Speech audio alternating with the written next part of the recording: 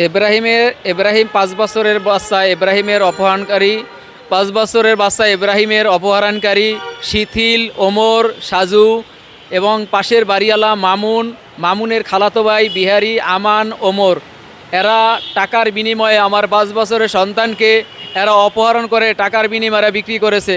আমার ছেলে এত সুন্দর বুলিয়ালি কথা সুন্দর। ওই দিন বিকালে ওই আমান জিজ্ঞাসা করেছিল এই ছেলে কার, আমি বলেছি আমার। এই ছেলে তোমার, আমি বলেছি হ্যাঁ আমার। ওই দিন বিকাল রাত্রি আমার ছেলে নাই। এই আমার বাড়িওয়ালার, এই পাশের বাড়িওয়ালারা এরা নিঃসন্দেহে আমার সন্তানকে এরা গুম করেছে। তাই সরকারের কাছে আবেদন করছি এদেরকে আইনের আওতায় এনে আমার সন্তানকে আমার বুকে ফিরিয়ে দেন। আমার 5 বছরের ইব্রাহিম খলিল, আমার 100-র মধ্যে একটা ছেলে, আমার কলিজারা ঠান্ডা করে দেয়। আজকে আমার কলিজারা জইলা সারকার হয়ে যাচ্ছে।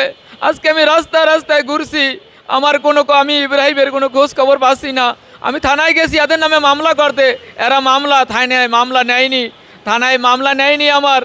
এদের কাছে আমি মামলা করতে গেছি, মামলা নেয়নি। তাই আইনের কাছে প্রধানমন্ত্রী তারেক রহমানের কাছে বলছি যে আমার 5 বছরের ইব্রাহিমকে জানি এদেরকে আইনের আওতায় আনে আমার সন্তানকে দ্রুত বের করে দেন। আমি এদের নাম বলেছি, এরা মিরপুর 11 ডিপ প্লট, আমার বাসা নাম্বার 16, বাড়িওয়ালারা আর পাশের বাড়িওয়ালারা জড়িত। তাই আমার সন্তানকে যেন এরা দ্রুত ফিরিয়ে দেয়। আমার ছেলে সুন্দর, তাই আমি দুর্বল, আমি রাস্তায় ফুটপাতে ব্যবসা করি। আমাকে দুর্বল ভেবেই এরা আমার সন্তানকে টাকার বিনিময়ে দূরে সরিয়ে দিয়েছে। তাই সরকারকে বারবার বলতেছি এদেরকে আইনের আওতায় এনে আমার সন্তানকে জানি আমার বুকে ফিরিয়ে দেয়। এরা নেশাগ্রস্ত, নেশার কাজের সাথে জড়িত। তাই এদেরকে আইনের আওতায় আনেন, আমার সন্তানকে আমার বুকে ফিরিয়ে দেন। সরকারকে আমি বারবার বলছি আমার সন্তান ছাড়া দুনিয়ায় কিছু নেই। আমি ফুটপাতে ব্যবসা করে খাচ্ছি, তাই আমাকে দুর্বল ভেবে আমার সন্তানকে এরা ঘুম করেছে।